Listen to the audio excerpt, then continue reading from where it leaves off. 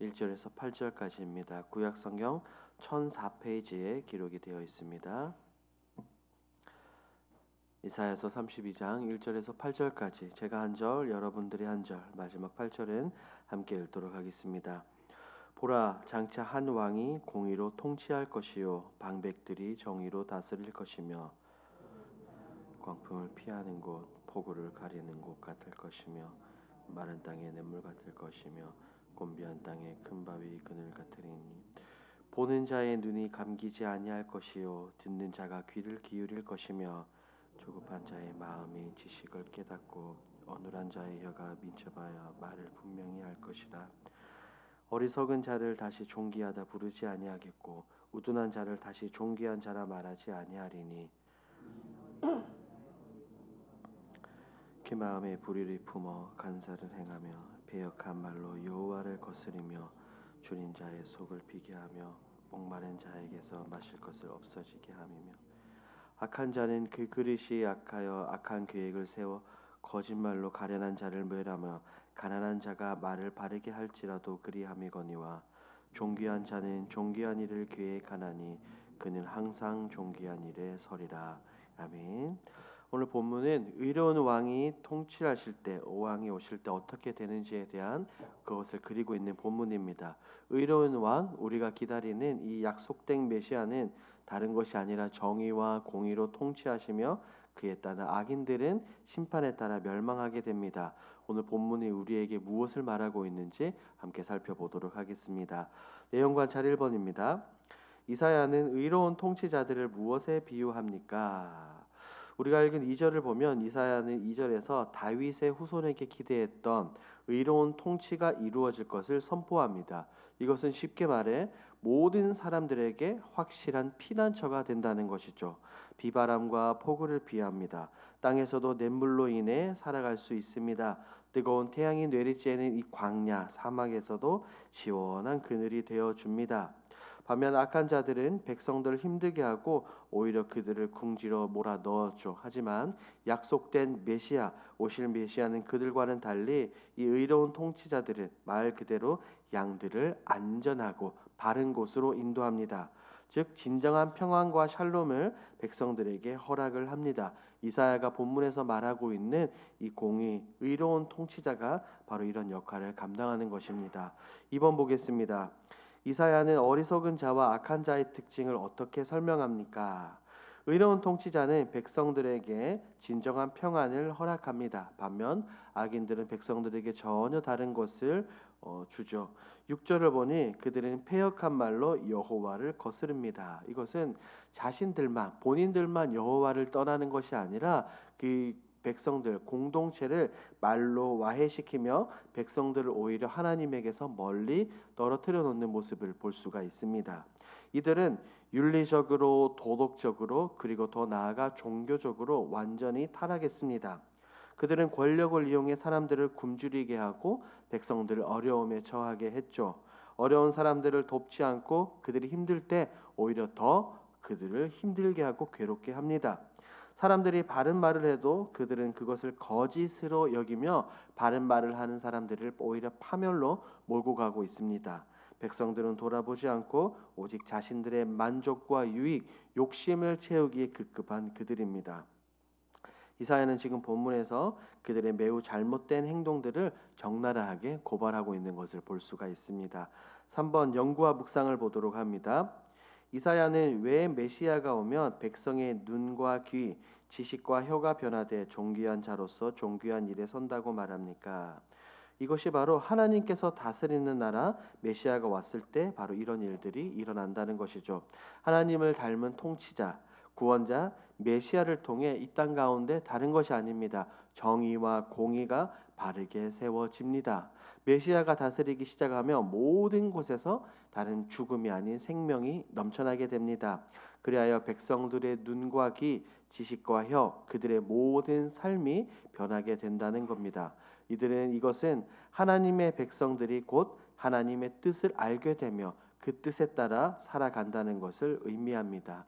성경이 말하고 우리가 꿈꾸는 하나님의 나라가 바로 이런 것입니다. 누구나 하나님의 뜻을 알고 행하며 하나님의 나라를 이 땅 가운데 함께 이뤄가는 것입니다.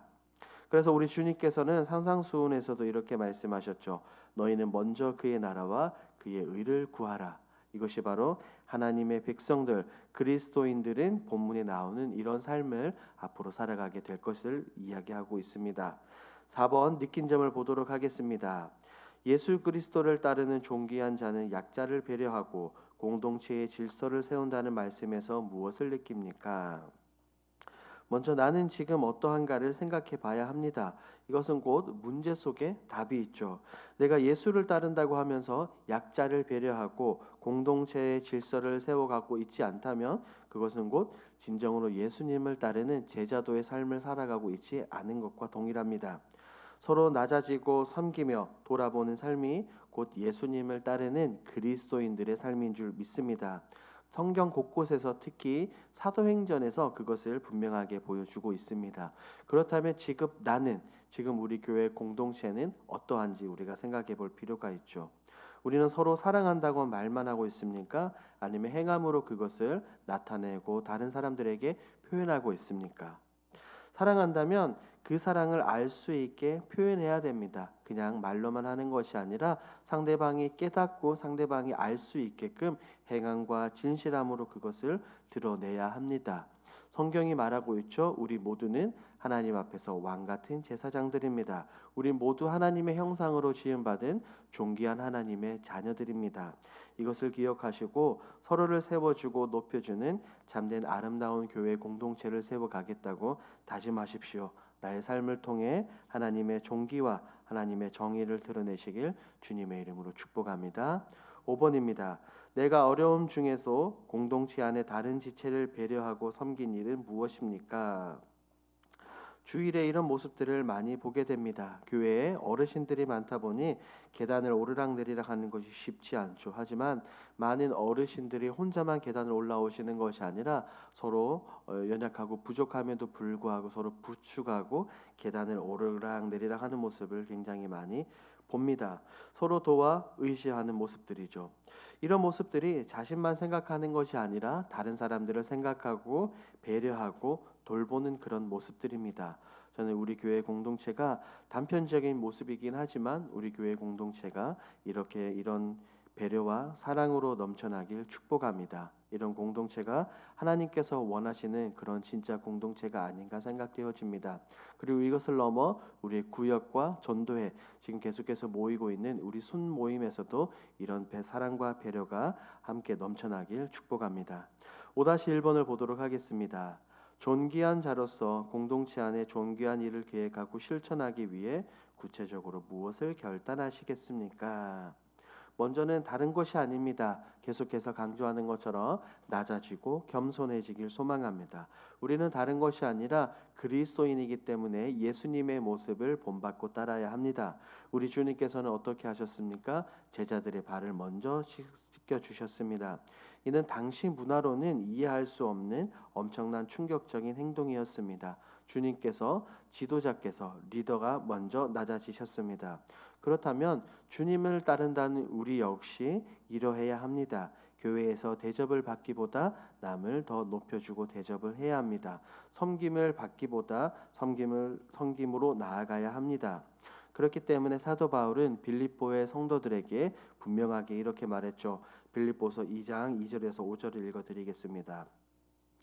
마음을 같이하여 같은 사랑을 가지고 뜻을 합하며 한 마음을 품어 아무 일에든지 다툼이나 허영으로 하지 말고 오직 겸손한 마음으로 각각 자기보다 남을 낮게 여기고 각각 자기 일을 돌볼 뿐더러 또한 각각 다른 사람들의 일을 돌보아 나의 기쁨을 충만하게 하라.